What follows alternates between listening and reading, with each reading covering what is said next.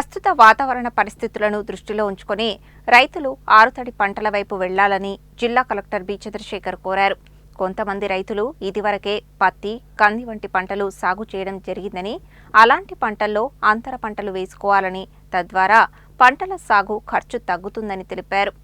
మంగళవారం రాష్ట్ర వ్యవసాయ శాఖ నిర్వహించిన రైతు నేస్తం 100వ ఎపిసోడ్ కార్యక్రమానికి హైదరాబాద్ నుండి రాష్ట్ర వ్యవసాయ శాఖ మంత్రి తుమ్మల నాగేశ్వరరావు హాజరు కాగా, జిల్లాలోని దోమలపల్లి రైతు వేదిక నుండి జిల్లా కలెక్టర్ ఈ కార్యక్రమానికి హాజరయ్యారు. అనంతరం జిల్లా కలెక్టర్ కార్యక్రమానికి హాజరైన రైతులను ఉద్దేశించి మాట్లాడుతూ, అల్పపీడన ద్రోణి వల్ల సెప్టెంబర్ మాసంలో కూడా వర్షాలు వచ్చే అవకాశం లేదని, అంతేకాక ఎగువన ఉన్న కర్ణాటక, మహారాష్ట్రాలలో కూడా వర్షాలు లేనందున శ్రీశైలం ప్రాజెక్టు నిండే అవకాశం లేదని, అందువల్ల నల్గొండ జిల్లాకు జీవనాధారమైన నాగార్జున సాగర్, ఏఎంఆర్పీ ప్రాజెక్టులు కూడా నిండే పరిస్థితి లేదని, వీటన్నింటినీ దృష్టిలో ఉంచుకొని వాస్తవ పరిస్థితులను గమనించి ఆరుతడి పంటలు వేసుకోవాలని చెప్పారు. ఇదివరకే పత్తి, కంది పంటలు వేసుకున్న వారు అంతర పంటలు వేసుకోవచ్చని సూచించారు. వీటితో పాటు ఉద్యాన పంటలు, కూరగాయల సాగు చేయవచ్చని, ప్రభుత్వం సబ్సిడీపై బిందు పరికరాలను అందజేస్తుందని తెలిపారు.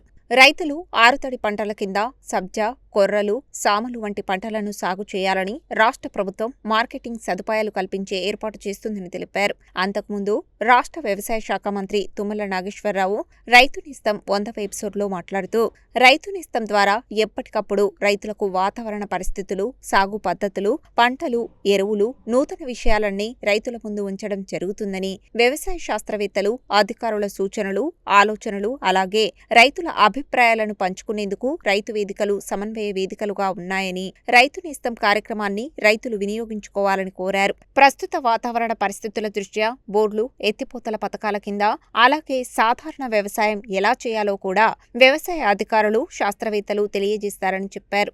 ఎల్నినో దృష్ట్యా రైతులు ఉద్యాన పంటలు, ఆరుతడి పంటల వైపు వెళ్లాలని, సజ్జలు, సామలు, కొర్రలు వంటి పంటలు నెల రోజుల వరకు నీళ్లు లేకున్నా పండుతాయని, వీటిని అంతర పంటలుగా వేసుకోవచ్చని, అంతేకాక ఆయిల్ పామ్ వల్ల స్థిరమైన ఆదాయం వస్తుందని, ఆయిల్ పామ్ తోటల సాగుకు పురుగుల బెడద, కోతుల బెడద వంటివి ఉండవని అన్నారు. రైతు నేస్తం ద్వారా అందించే వ్యవసాయ యాంత్రీకరణ పద్ధతులు తెలుసుకుంటూ వ్యవసాయం సాగు చేస్తే త్వరగా వ్యవసాయం ముందుకు వెళుతుందని, రైతులు కష్టాల భారం నుండి తప్పించుకోవచ్చని అన్నారు. ఈ కార్యక్రమంలో జిల్లా వ్యవసాయ అధికారి వినోద్ కుమార్, జిల్లా హార్టికల్చర్ డీడీ శేఖర్, హార్టికల్చర్ అధికారులు తదితరులు పాల్గొన్నారు.